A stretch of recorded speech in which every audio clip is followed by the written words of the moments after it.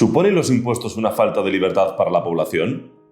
Yo creo que cualquier euro que nos detraen vía impuestos es una reducción de la libertad. Es así, porque efectivamente están detrayéndonos dinero, primero coactivamente y segundo para que al final la decisión sobre ese dinero que he generado yo, con mi trabajo, con mi esfuerzo, su destino lo va a decidir otro, un burócrata que no lo ha generado ni ha asumido el riesgo que yo he asumido, etc. Por tanto, es evidente que cualquier detracción de nuestros recursos generados vía impuestos es una pérdida de libertad, lo cual no quiere decir que no haya impuestos. El problema es cuando los impuestos son excesivos, cuando hay sobreimposición. Ahí ya tenemos una pérdida de libertad injustificada. ¿Por qué hay tan poco interés en reducir el gasto público en España? ¿Qué pensamos los españoles de los impuestos? Bueno, pues la forma de saber lo que pensamos los españoles en general es acudir a las encuestas, ¿no? Y el CIS realiza periódicamente un barómetro fiscal. En el último que se ha publicado resulta que un 46% de los españoles opinamos que los impuestos que pagamos son tremendos, excesivos, y solo un 8 o un 9% dicen que son pocos, con lo cual la opinión pública lo tiene muy claro, considera que pagamos muchos impuestos. Otra cosa es que después algunos gobernantes no hagan caso a la opinión pública, ¿no? Pero, insisto, algunos, porque las series históricas que yo pongo en el libro, series históricas desde hace 40 años, desde 1982, lo que se ve es que efectivamente la presión fiscal aumenta tremendamente en la etapa de gobiernos de izquierdas y se modera en la etapa de los gobiernos de derecha. Quiere decirse que los gobiernos de centro-derecha están con la opinión pública, son muchos los impuestos y hay que frenar el incremento de lo que se nos pide. Los gobiernos de izquierdas van contra la opinión pública. La izquierda defiende que una rebaja de impuestos afectaría a servicios públicos como la sanidad o la educación. ¿Está de acuerdo? Hay una variable que no se quiere tener en cuenta y es la eficiencia en el uso del gasto público. Y ese es un recorrido que tenemos que recorrer necesariamente en España. Yo pongo siempre un ejemplo que es muy sencillo.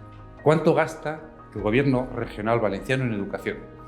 Vamos a hacerlo per cápita para que sea homogéneo. 1.100 euros por valenciano. ¿Cuánto gasta el gobierno regional de Madrid en educación por cabeza, por madrileño? 750 euros. La diferencia es sustancial.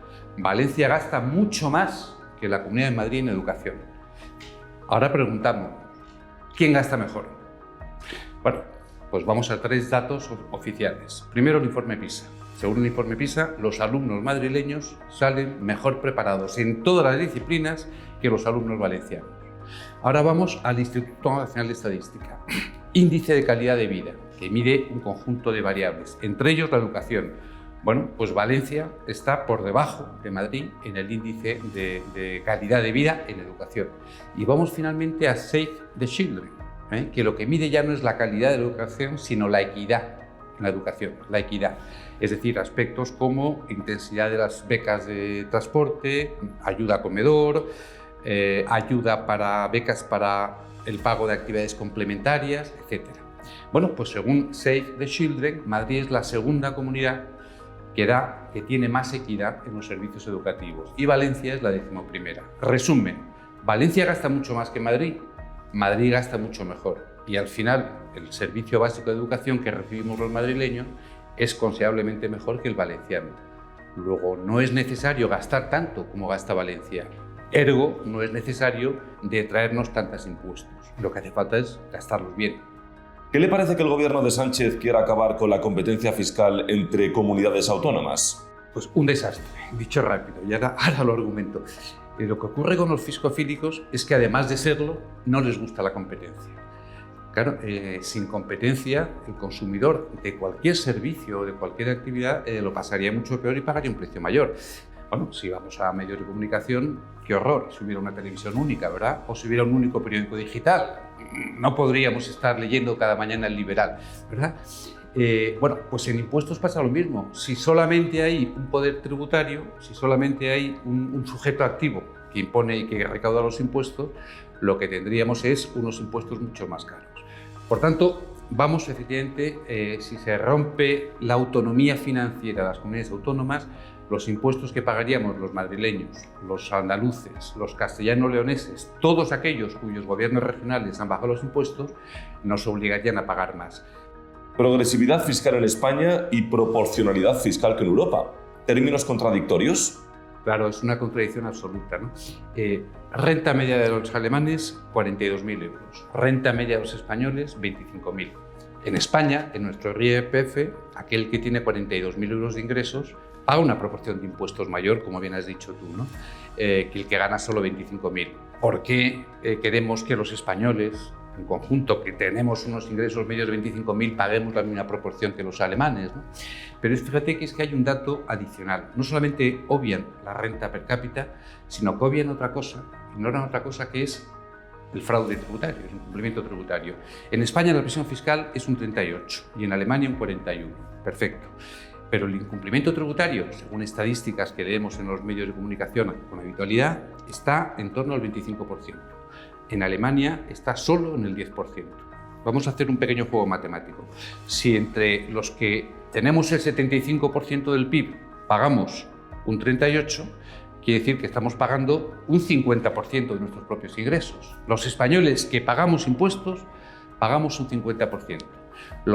Por el mismo juego matemático, los alemanes que pagan impuestos solo pagan un 45%. Es que los españoles que cumplimos, ya cumplimos en mayor medida que los alemanes que cumplen. Luego, mire usted, el argumento de igualarnos con los alemanes se cae por su propio peso. Y en todo caso, yo siempre digo una máxima, y es que nadie está obligado a copiar los errores de un vecino. O sea, que cuando una cosa es mala aunque lo hagan los que están a mi lado. La ministra de Hacienda afirma que no pueden bajar impuestos porque se lo imponen desde Bruselas. ¿Esto es cierto? Absolutamente falso, como tantas cosas que dice nuestra ministra de Hacienda. Lo que Bruselas exige para cumplir con esa regla del déficit público máximo, se puede hacer efectivamente subiendo impuestos sin parar, como quiere hacer María José Gómez Montero, o se puede hacer conteniendo el gasto público a base de quitar gastos superfluos y de ser eficiente en el empleo de los recursos del gasto. Luego, lo que nos pide Bruselas es reducir el déficit. En absoluto, aumentar los impuestos.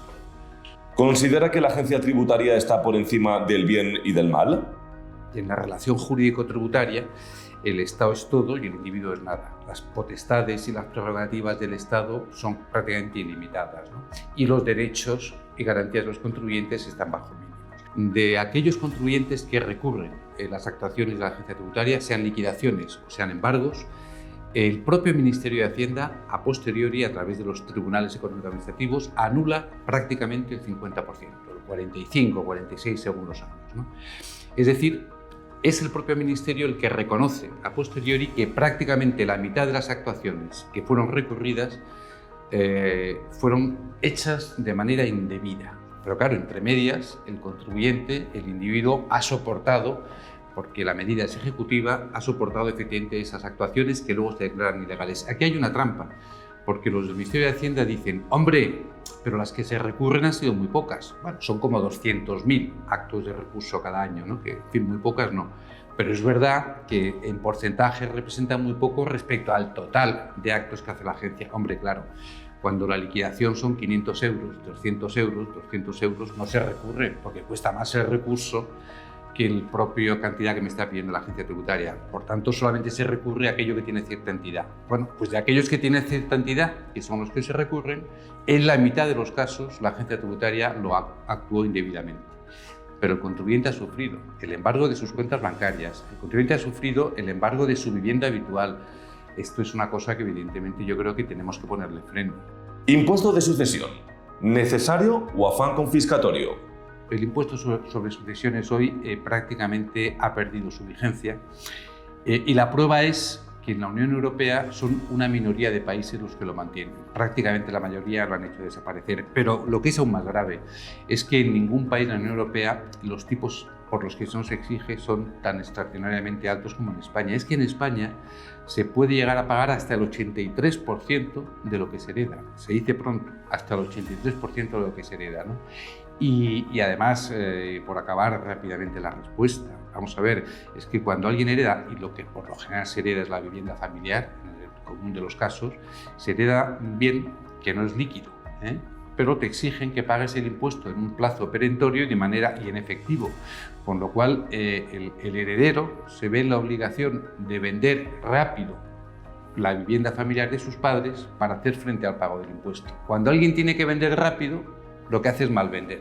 Por tanto, la consecuencia más general del impuesto de sucesiones es que obliga a los hijos a malvender la vivienda en la que han vivido sus padres para poder pagar al fisco. A mí me parece que ni social ni económicamente tiene un base este impuesto.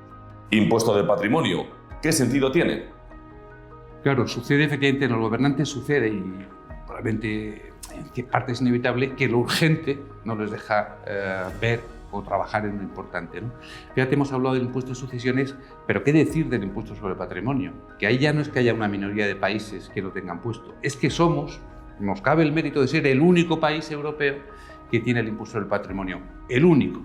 Y esto no es una cuestión ideológica, es una cuestión ya de eficacia del impuesto, que es completamente contrario al estímulo del ahorro, algo fundamental para el crecimiento, ¿no? Y digo con eso ideológico porque quien eliminó el impuesto de patrimonio en este país fue el presidente Zapatero. Es decir, no nos pueden decir los fiscofílicos que estamos a favor de un impuesto, a favor de eliminar un impuesto que favorece a los ricos. No, sí fue Zapatero el que lo quiso eliminar, ¿verdad? El que lo eliminó, de hecho. ¿Cuál es la principal conclusión en materia fiscal en la historia de la España democrática? Los datos es que son muy elocuentes, ¿no? Felipe González cogió el déficit público en el 4% y lo dejó en el 6,5%. Aznar recogió un déficit público del 6,5% y lo dejó en el 0. Zapatero recogió las cuentas públicas sin números rojos y las devolvió con el 10,8% de déficit público. Mariano Rajoy lo cogió en el 10,8% y lo dejó en el 2,9%. Y ahora mismo, con el gobierno Sánchez, hemos vuelto y estamos en el 6,8%. Es decir, si dibujáramos una línea, sería con dientes de sierra. Sube cada vez que gobierna la izquierda, baja cada vez que gobierna la derecha. Y eso a pesar de que la presión fiscal ha sido una tendencia creciente. Pero claro, lo que nos marca el déficit público es el gasto público. Y es ahí donde los gobernantes de izquierdas no paran de asumir incrementos de gasto público. Y efectivamente, claro, de esa manera vamos al suicidio como sociedad y efectivamente a una deuda pública que nos come. ¿Es Isabel Díaz Ayuso un ejemplo de una política fiscal saneada? Pues Madrid ha sido la primera comunidad autónoma que se aventuró a empezar a aplicar la autonomía fiscal en reducción significativa de impuestos. Nos han bajado el impuesto de sucesiones, cuando los herederos son los hijos, los cónyuges, los padres, y ahora lo van a hacer en caso de tíos y sobrinos. Nos han dejado de exigir el atávico impuesto sobre el patrimonio. Nos han bajado varias veces el IRPF. No han subido, a diferencia de lo que han hecho otras comunidades, el impuesto de transmisiones patrimoniales. Han eliminado todos los tributos propios, siendo la única comunidad autónoma que lo ha hecho. Es decir, España se ha convertido en un espacio de libertad, en la medida en que los impuestos que se nos exigen son considerablemente menores que a las demás comunidades autónomas. Y el resultado ha sido que la recaudación tributaria ha subido y que Madrid encabeza los rankings económicos de las comunidades autónomas. Es decir, que es la que más empleo crece, es la que su Producto Interior Bruto regional aumenta en mayor proporción, es la que atrae con mayor medida inversión extranjera, es donde se constituyen más empresas. En cualquier medición o indicador económico, Madrid está a la cabeza. Y evidentemente, aparte de otras medidas de carácter liberalizador que se está aplicando por el gobierno Ayuso, desde luego hay algunas que merece la pena comentar, como es la libertad de horarios comerciales o como es la ley de mercado abierto, ¿no? Pero como nos estamos centrando en el tema fiscal, pues con esto se ha conseguido efectivamente que la economía española funcione, la economía madrileña funcione con mucho más alegría y con muchísimo más impulso. Dice en su prólogo Isabel Díaz Ayuso que esta hernia fiscal, que a los españoles todavía nos estrangula, se puede derrotar con liderazgo político, con firmes convicciones y con apoyo ciudadano, ¿no? Ella, desde luego, tiene las dos primeras condiciones, el liderazgo político y las firmes convicciones, y el apoyo ciudadano se lo hemos dado hace un año los madrileños porque nos gustaba la gestión que llevaba y lo que nos proponía. Por tanto, yo creo que ella nos está sacando a los madrileños de la hernia fiscal regional y, desde luego, con esas recetas podemos sacar a todos los españoles de la actual situación de reducción de libertad excesiva por una por una presión fiscal desorbitante. Si usted fuera ministro de Hacienda de España, ¿qué medidas aplicaría a nivel fiscal? Entonces, sin duda alguna, la primera medida que se debe hacer es la deflactación. Para explicarme bien, voy a poner un ejemplo. A todos los contribuyentes del IRPF nos deducen, es decir, no nos hacen tributar por los primeros 5.500 euros, porque consideran que es el mínimo de subsistencia. Hombre, usted va a tributarme a partir de que haya conseguido vivir. Usted para vivir necesita 5.500 euros. Pues me empieza a pagar a partir del euro siguiente. Claro, cuando la inflación ha sido un 8%, los 5.500 euros necesarios se han convertido en 6.000, prácticamente en 6.000. Oiga, pues suba usted el mínimo exento a 6.000, porque si no me está cobrando 500 por los 500 euros que yo necesito para vivir. Al no haberlo actualizado, nos ha hecho tributar por 500 euros a 20 millones de contribuyentes. Imagínate lo que son 500 euros tributando de 20 millones de contribuyentes. Bueno, eso supone al final unos 4 o 5.000 millones de euros que nos ha cobrado, nos ha quitado de la cartera, si lo digo coloquialmente, por la agenda, ¿no? Pues igual que el mínimo vital, que estamos exentos, tenía que haber hecho lo mismo con la deducción por hijos, con la deducción por maternidad, con la deducción por ascendientes. Todo eso tenía que haberse actualizado a la subida del IPC. No lo ha hecho. Insisto, nos está cobrando ilegítimamente una cantidad que globalmente pueden ser 10 o 12.000 millones de euros. Eso es una vergüenza y eso desde luego es completamente ilegítimo. Es la primera medida que tiene que hacer cualquier ministro de Hacienda, no Ignacio Ruiz Jarabo, que no lo va a ser, sino cualquier ministro de Hacienda, ¿no? Y lo segundo, desde luego, sería, insisto, tirar todas las propuestas de subidas de impuestos, tirarlas, lo digo simbólicamente, a la basura y al revés, iniciar un proceso para ver cómo puede ser la reducción de la carga impositiva que sufren los españoles.